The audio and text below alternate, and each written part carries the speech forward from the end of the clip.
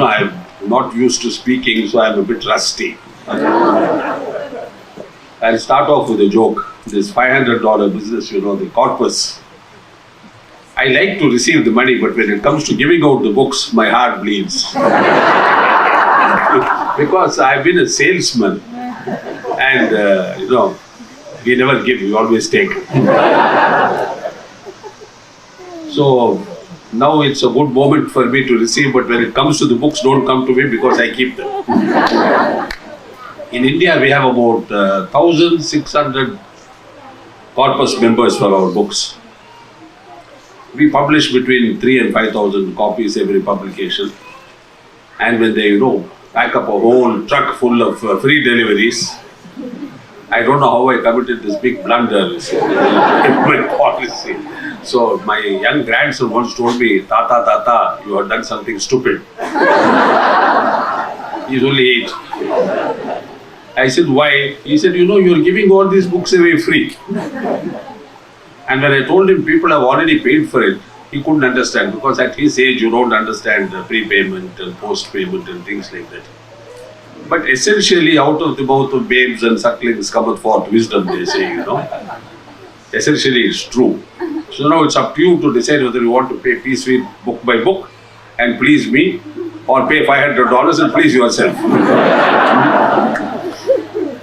Okay, that's the joke part. So coming to the serious part, I don't think there's anything really serious in Chariji Maharaj.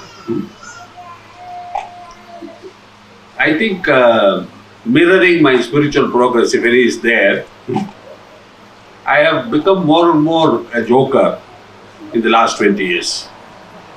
When I joined the mission, I was a dreadfully serious, British snob type of guy. We were ruled by the British for about 300 years. So we had this stiff upper lip, never smile, just like that. I mean, just a hint of a smile at one corner of the mouth. It took a lot of practice to produce that.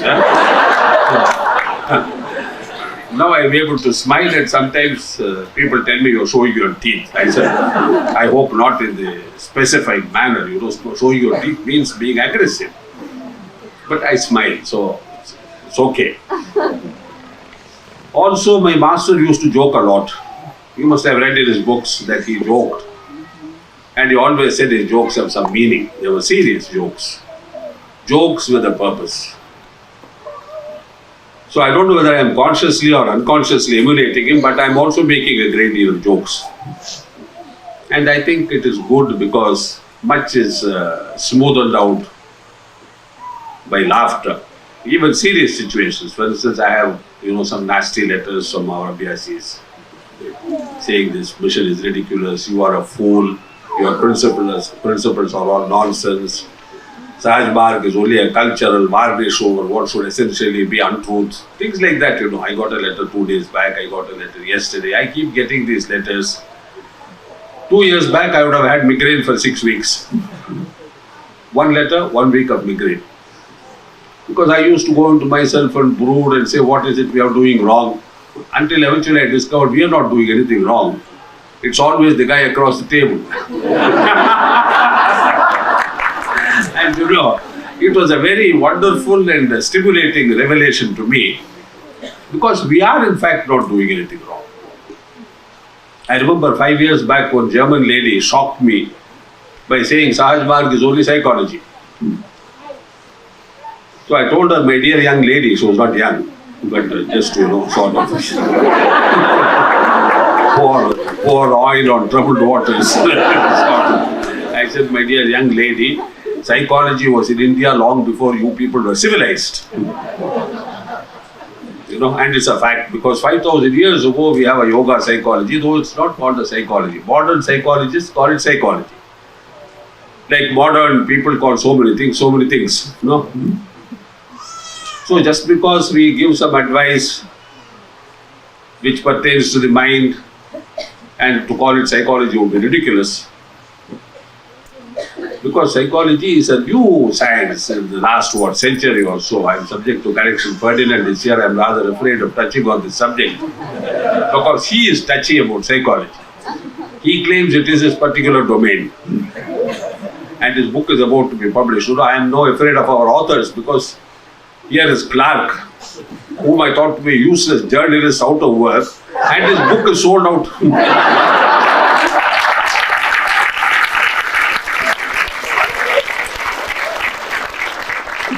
So the journalist has put one over us. And next the psychologist is going to put one over me.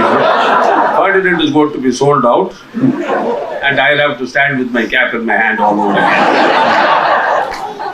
So I have to be very careful. Fools rush in where angels fear to tread. See? But I have authority behind me when I say that psychology is a new science. Chariji Maharaj is as old as the hills. Or as we say in Veda, in India, very sanctimoniously, as old as the Vedas themselves. So let us not confuse modern terminology with ancient science. Chariji Maharaj is both a science and an art. When we practice it assiduously, systematically, and it gives reproducible results, not only in yourself but in abhyasi after abhyasi throughout the world, it is science. The way we practice it, using our heart rather than the head, makes it an art. Here again, this confusion between art and science, people come and say, well, what do I do with this? Because I have a rational mind, I am a civilized fellow, I am white. And we have been educated to be rational and to examine everything meticulously. I say, yes, but do it with your heart. And either they collapse or they go off in a huff. So we have to clearly differentiate between what is, like love, for instance. Most of it is art, some of it is science too. There are books which makes it a science. There are a lot of advice given by our parents and our other people interested in us, which makes it, as they say in French, art with a H before it, art. The French cannot pronounce the H. Every time you say, my heart, they'll say, my art bleeds. So I look at the painting, whether something is coming out. The French have a very, appealing way of putting an H where it shouldn't belong. Like they say, my head hurts and I am angry. Meaning his head is hurting and he's hungry. So like this, we have to carefully listen to what people say.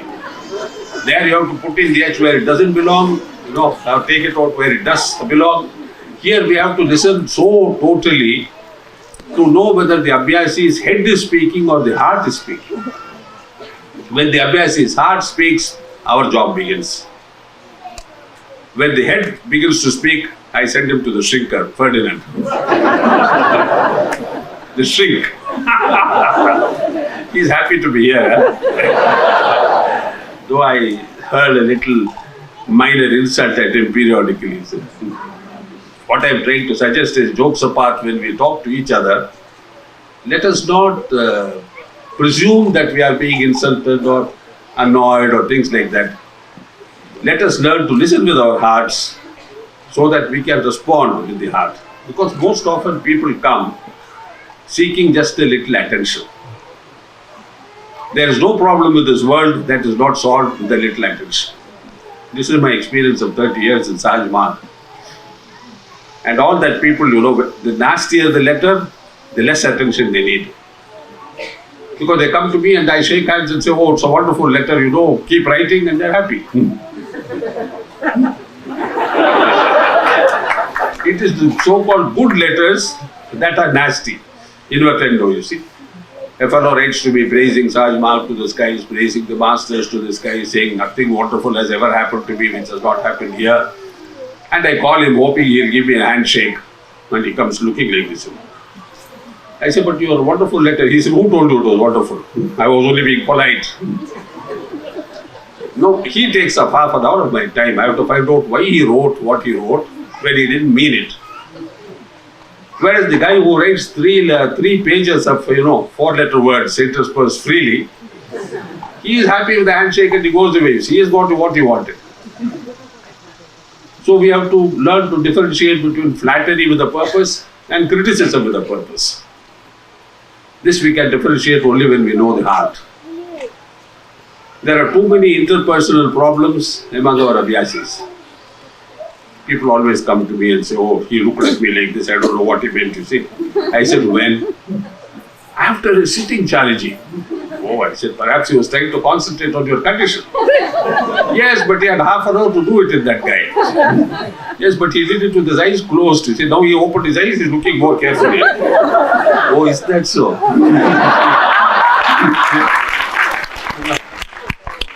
So this is the art part of Chariji Maharaj. If it was scientific, I would have to tell some lies. Here I am telling the truth. Because we do stare.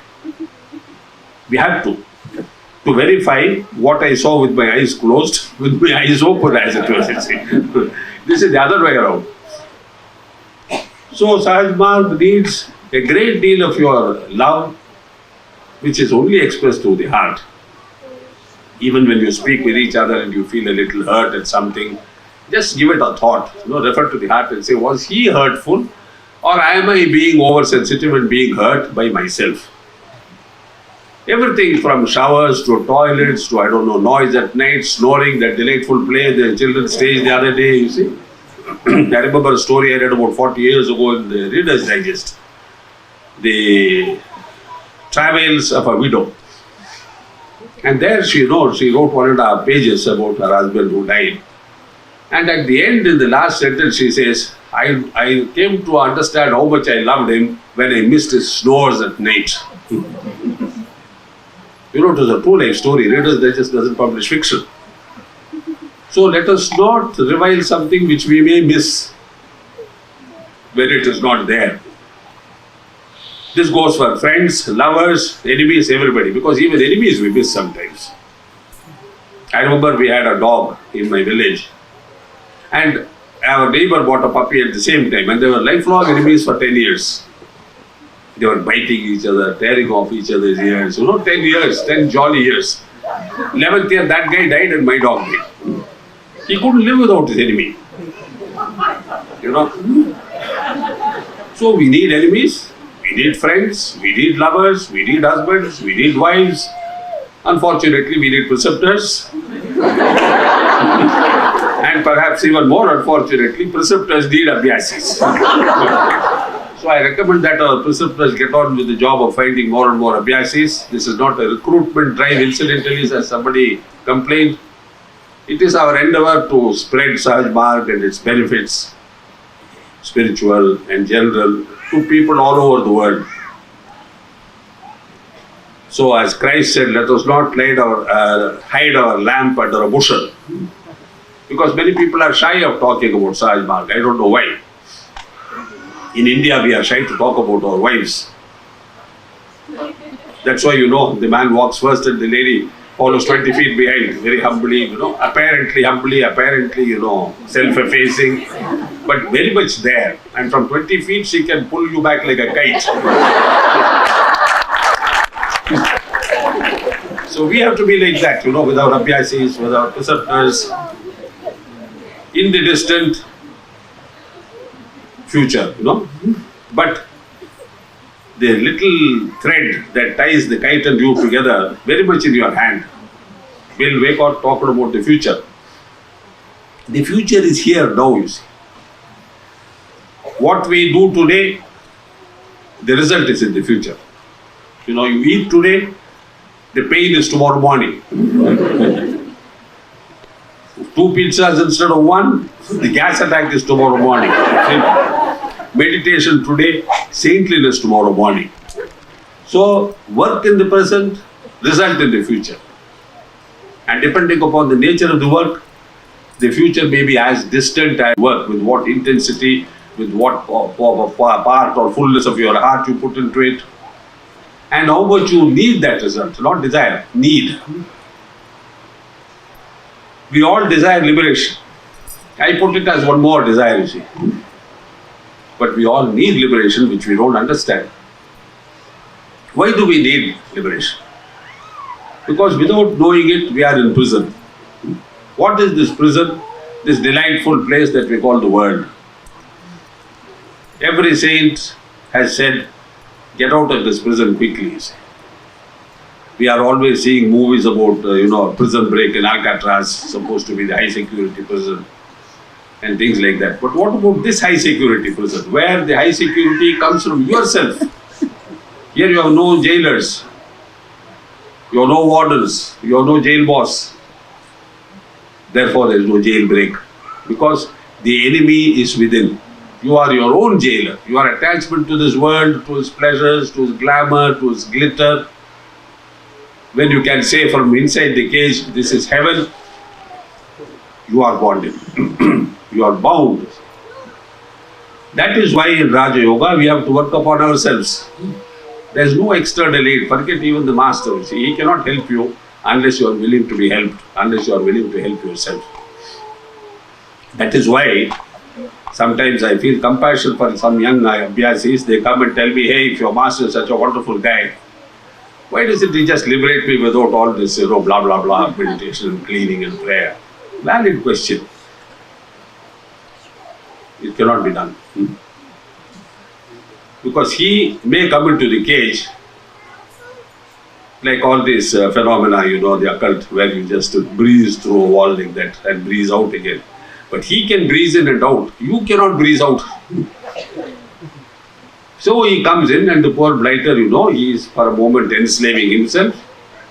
And then he comes to this realization, this awakening that by Jove, I can come in, but he cannot get out. I can only help him to get out. I can teach him how to get out. I can show him how to get out. But getting out, he has to do it himself.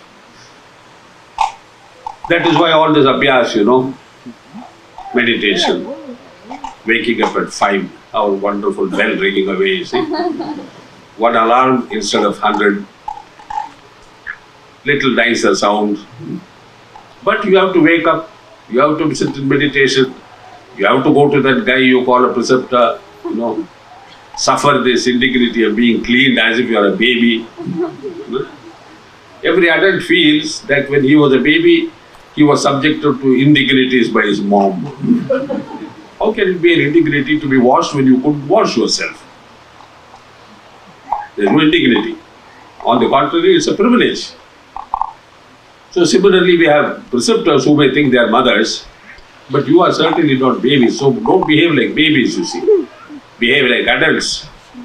Subject yourself to that washing peacefully, cooperatively. Don't fidget, don't oppose, don't suppress. I get letters that when somebody did cleaning, he felt nausea. Yes, of course, because it is like, somebody vomits and wants to see what is in the vomit. You get nauseated all over again and have a second vomit. Let the doctor do it, you see, that is his problem. They are inured to vomiting. They examine everything. For them it is routine. It is clinical. We should not go into this morbid tendency of finding out what is the grossness in me. And then differentiating between good grossness and bad grossness. There is no such thing as good grossness and bad grossness. So there is only grossness. As I tell some of our younger abhyasis, if you have diarrhea by eating chocolate and another guy has diarrhea by eating bad pizza, you don't say my diarrhea is superior to yours. I ate chocolate, damn it. Or like a rich man who gets drunk on a $100 bottle of whiskey and you get drunk on a $3 bottle of whiskey. Both are drunk. The rich man cannot say mine is a superior form of drunkenness, my friend. Of course, he always pays for his medical attendance because he is rich. Not because his disease is higher than yours. We all die the same death. We all suffer the same sickness. Inside us beats the same heart. Inside us flows the same blood. All these political and racial differences, they are created by human beings. There is no American, there is no Indian, and there is no American Indian. We are all human beings, So let us behave as human beings when we mix here at least. That is what brotherhood really means, not by saying I have an American brother, because then that is a lie. It's like saying I am telling a truthful lie. There is no American brother. I have only brothers and sisters. On holy ground, you put away your footwear. I don't know why, but that is the tradition. We follow it. So when people blithely walk in with shoes on and we have to tell them shoes off, please. No, it doesn't matter damn to me whether you come in with your shoes or not, you see. It in a way pains me that our brothers and sisters of this great land are not being exposed to what is holy, what is, adorable, worshipable. I'm not talking of the women, you see. A spirit of adoration, where the tendency is to cast your eyes down, because in front of one whom you adore and worship, the eyes cannot be raised. We cannot have this vulgar gaze at God, looking at him like that and saying, hey, turn a little round, I haven't seen your left ear. I do wish you will all try to recapture this lost sense, this glorious sense of what is holy and what is profane. See? Profane is everything that pertains to the physical, material and mental too. It's all profane. That is where we are trying to bring in spiritual values to raise them up to a level where the profanity at least goes. The shocking thing is when you see movies picturing the White House, the Pentagon, where out of 17 words that they pronounce, 15 are 4-letter words. You can see it in pictures all over the world. American movies. 15 out of 17 words, I counted once, are 4-letter words. We should avoid. See, these expressions may make sense in the inner cities of Chicago, Detroit, New York. Not here. Not even in your families. You see. Once my grandson asked me the meaning of a 4-letter word, and I was shocked that he even noticed it. But children are waiting to hear what they have not heard before and to see the meaning. Now I know, as my son reminded me, that if I don't tell him the meaning, somebody in the school will do it. But does it mean I should do it? Not at all, you see. So there is a level of education that we should not expose our children to. At the risk of intruding where angels fear to tread, I am totally against sex education for children. I am absolutely 100% against. I don't care what your educationists say, what your educational system says. Forbidden knowledge is forbidden knowledge until that knowledge is automatically at your disposal, naturally, when the time comes for it. See? Much of the problems of, STD as they call it, sexually transmitted disease, is because of this awakening of curiosity in children who don't know what it's all about. And to blithely assume that if you teach them, they will know everything about it. Not at all. So please be careful about what you teach your children. Even more, be careful about what you teach them through hidden body movements and things like that, about which psychologists are telling us all the time, revealing movements. Most of all, be good examples to your children. Children learn by example. They venerate fathers who are good examples. They love mothers who are good examples. Not because, as one child told me 20 years back, she said, my dad is a damn good provider. Very good American, but poor relationship. When the provision stops, the dad-daughter, relationship breaks down. If you want to be loved, you must become lovable. If you want to become lovable, profanity must go. And the last excuse in the America is, this is the American way of life. There is no such thing. Deprivation. Yes, a deprivation is a deprivation. A depraved society is a depraved society. It cannot be American, it cannot be Indian, it cannot be German, it cannot be anything. A depraved human being is a depraved human being first. If he is American, so much more my sorrow. If he is Indian, it is devastating.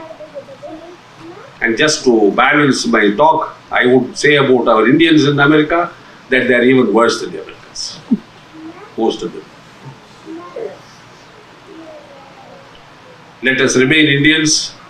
Let us try to make others Indians in values, in moral life, in culture, by offering what is the best of Indian traditions to the Americans. And let us be sensible that we have come here to learn something by learning what is best from the Americans. That will help us. In our satsang, it should be an exchange of the bestness of our societies, of our cultures, of our traditions. Let us not sink to what is vulgarly called in mathematics, LCM, the least common multiple. Let us go to the universal unifier, which is the highest common factor in humanity. May Master bless all of you. Thank you.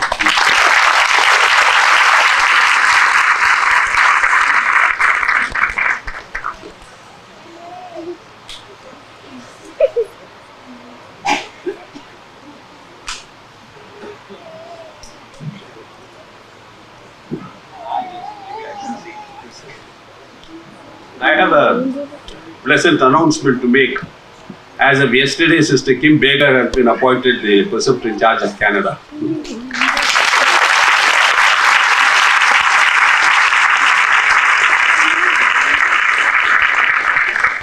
Two final issues. The membership list is circulating here. The attendance register. Please sign your name in there. And number two, Master will be giving a sitting in a few minutes, immediately after this. And with this, I call the meeting adjourned.